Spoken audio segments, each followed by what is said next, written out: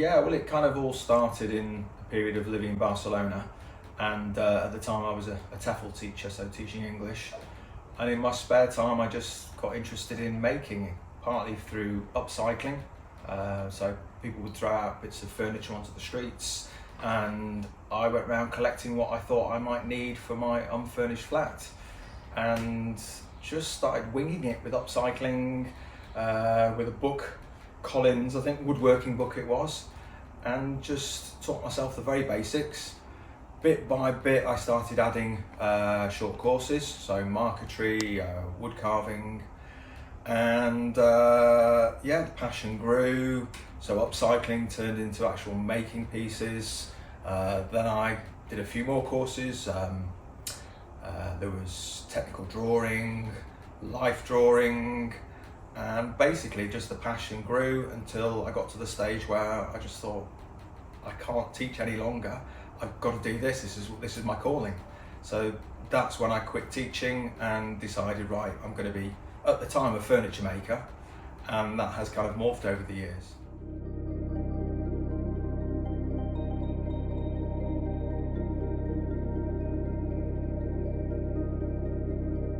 It has been kind of baggage I've been carrying around with me, in that I wasn't artistic at all. I went to an academic school where the prospect of working in the arts didn't really seem like a realistic one. And yeah, it wasn't in the family. So by the age of 25, I think the only thing practical I knew how to do was to change a plug.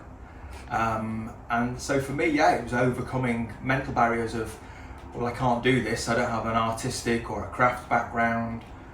And it was a question of me just deciding, I am going to do this, and I'm going to try and put all that stuff behind me and just bit by bit push forward and learn what I need to learn, because I just love the idea of being able to make, to design things.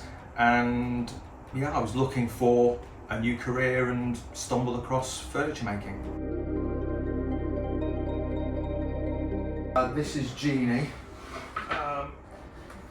and it's a floating shelf, and the idea was quite simple. I wanted to find some way of transforming from one thing to another, and I hit across the idea of the genie, you know. So this is the wisp of smoke as it comes up, and I've used the detailing on the edge to give that illusion of the twist of the smoke, and then that detailing then forms into a more regular, steady profile here as it emerges into a shelf, albeit one that, you know, I wouldn't say has 100% functionality, because I'm not really looking to make something which will store loads of books. It's for maybe one or two simple, minimalistic objects to be displayed.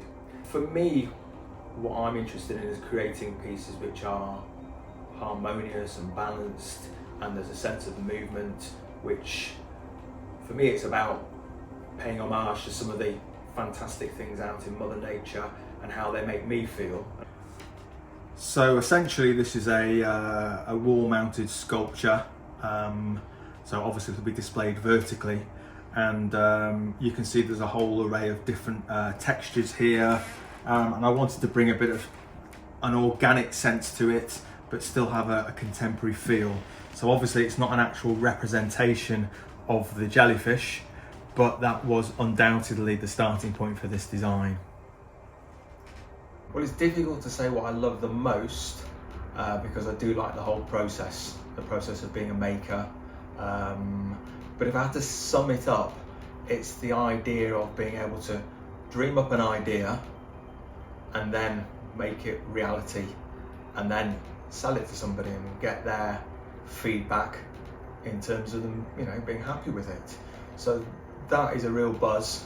You know, making is a great journey, and the big picture is also the fact that I'm always learning, and that is, it's great to feel like I'm gaining new skills, improving as a designer, as an artist.